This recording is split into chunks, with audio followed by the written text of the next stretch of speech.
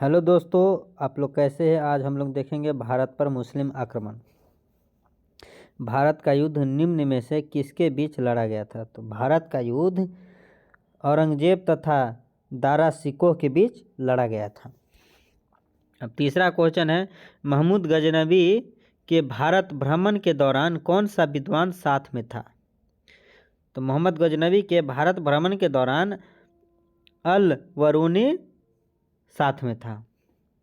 निम्नलिखित में से कौन सा युग्म सुमेलित है।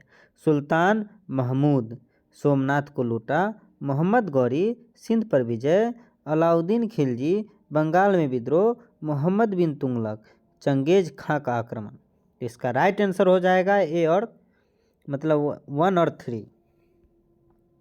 अब पांचवा क्वेश्चन देखते हैं, किस लड़ाई ने मोहम्मद गौरी के लिए दिल्ली क्षेत्र खोल दिया। क्वेश्चन बोल रहा है किस लड़ाई ने मोहम्मद गौरी के लिए दिल्ली क्षेत्र खोल दिया। तराइन की दूसरी लड़ाई ने मोहम्मद गौरी के लिए दिल्ली क्षेत्र खोल दिया गया। अब इसमें बोल रहा है निम्न में से किस लड़ाई में नादिर शाह ने मुगल सम्राट मोहम्मद शाह को पराजित किया। ये छठा क्वेश्चन बोल रहा है किस लड़ाई में नादिर शाह ने मुगल सम्राट मोहम्मद शाह को पराजित कर दिया था। तो कर्नल के लड़ाई में मुगल शाह ने मोहम्मद शाह को पराजित कर दिया था। भारत पर पहला मुस्लिम आक्रमण किस वर्ष हुआ। बोल रहा है भारत पर पहला मुस्लिम आक्रमण किस वर्ष हुआ। तो 711 ईस्वी में भारत पर पहला मुस्लिम आक्रमण हुआ था। अब आठवां क्वेश्चन है, भारत में प्रथम मुस्लिम आक्रमणकारी था। भारत में प्रथम मुस्लिम आक्रमणकारी कौन था। मोहम्मद बिन कासिम भारत का प्रथम मुस्लिम आक्रमणकारी था। नौवां क्वेश्चन बोल रहा है इनमें से कौन गजनी राजवंश का संस्थापक था। नौवां क्वेश्चन बोल रहा है इनमें से कौन गजनी राजवंश का संस्थापक था।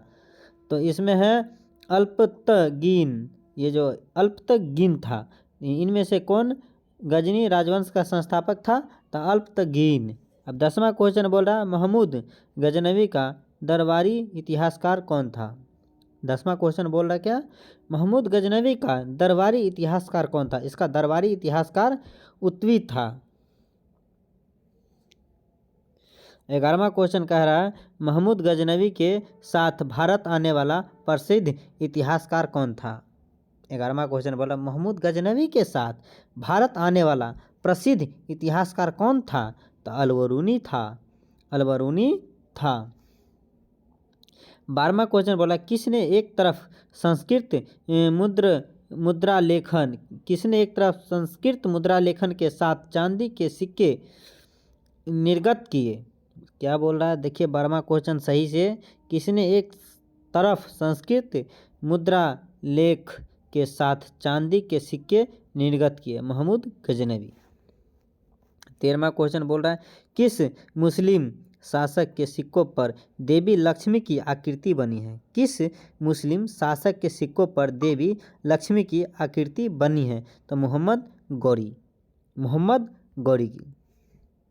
निम्न कथनों पर विचार कीजिए बोल रहा है। 14वां क्वेश्चन बोल रहा है निम्न कथनों पर विचार कीजिए।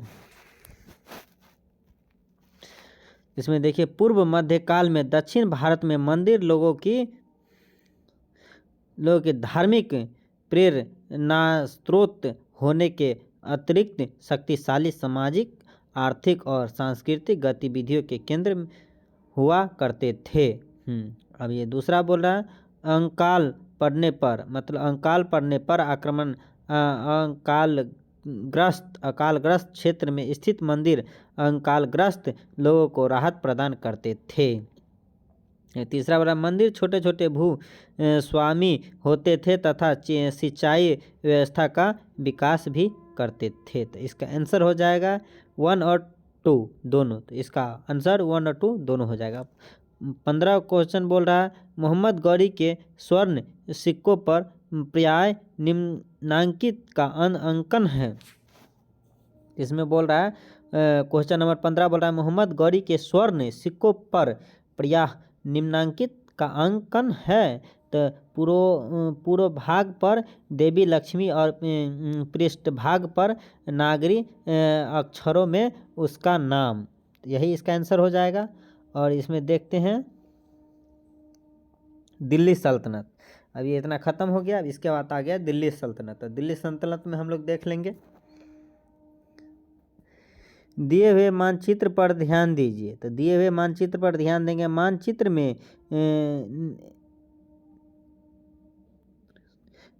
में निर्दिष्ट मार्ग का अनुसरण अपने सैन्य अभियानों में किसने किया था? तो इसमें सैन्य अभियानों में किसने किया था? मलिक काफूर। मध्यकालीन भारत में मनसबदारी प्रथा खास तौर पर इसलिए चालू की गई थी ताकि मनसबदारी प्रथा खास तौर पर इसलिए चालू की गई थी साफ सुथरा प्रशासन लागू हो सके। साफ सुथरा और प्रशासन लागू हो सके इसलिए चालू की थी। अब क्वेश्चन नंबर 3 देख लेंगे।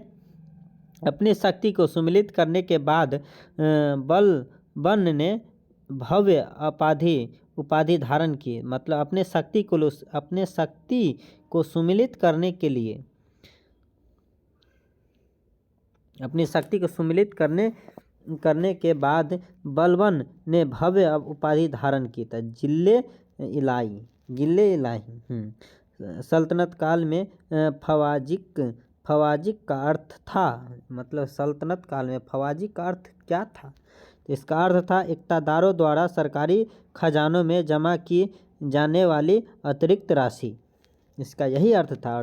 क्वेश्चन नंबर 5 कह रहे दिल्ली का जो सुल्तान भारत में नहरों के सबसे बड़े जाल का निर्माण करने के लिए प्रसिद्ध है वह था। कौन था वह? फिरोज शाह तुगलक। अब क्वेश्चन नंबर 6 निम्नलिखित पर विचार करें। तुगलकाबाद किला। अब ये दूसरा है लोंदी गार्डन, कुतुब मीनार, फतेहपुर सिकरी। सही क्रम जिनमें निर्माण हुआ है। तो इसका आंसर हो जाएगा 3, 1, 2, 4। इसका सही जो है क्रम हो जाएगा 3, 1, 2, 4। तो 3 हो जाएगा कुतुब मीनार, 1 हो जाएगा तुगलकाबाद किला, और दूसरा हो जाएगा लोंदी गार्डन, और तब चौथा हो जाएगा फतेहपुर सिकरी। इसका आंसर हो जाएगा।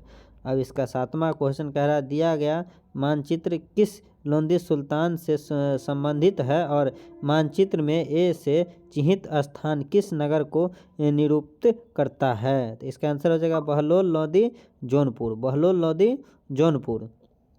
8वां क्वेश्चन बोला है राजा को अपनी प्रजा से मुक्ति मिली और प्रजा को अपने राजा से किसके निधन पर बदायूनी ने इस प्रकार टिप्पणी लिखी थी? तो इसका आंसर हो जाएगा मोहम्मद बिन तुगलक। चंगेज खां के अधीन मंगोलों ने भारत पर आक्रमण किया था। चंगेज खां के अधीन मंगोलों ने भारत पर आक्रमण किया था। तो इल्तुतमिश के शासनकाल में। किसके शासन में आक्रमण किया था? इल्तुतमिश के शासनकाल में। अब क्वेश्चन नंबर 10 का रहा निम्नलिखित युग्मों में से कौन सा सही रूप में सुमेलित है? तो दीवान-ए-बंदगान तुगलक इसका राइट आंसर हो जाएगा। और क्वेश्चन नंबर 11 कह रहा है नीचे दिए गए मानचित्र में छायित क्षेत्र दिखता है। तो इसका हो जाएगा शाहजहां का साम्राज्य। इसका जो क्षेत्र दिखता है शाहजहां का साम्राज्य। अब क्वेश्चन नंबर 12 हो जाता है मध्यकालीन भारत राजाओं के संदर्भ में निम्नलिखित में से कौन सा कथन सही है? मध्यकालीन भारत राजाओं के संदर्भ में निम्नलिखित में से कौन सा कथन सही है? तो इसका आंसर हो जाएगा फिरोज तुगलक ने मुगलों का एक अलग विभाग स्थापित किया। फिरोज तुगलक ने मुगलों का एक अलग विभाग स्थापित किया। चलिए आज के लिए इतना ही रहने दीजिए। अब मिलेंगे नेक्स्ट वीडियो में, तब तक के लिए जय हिंद।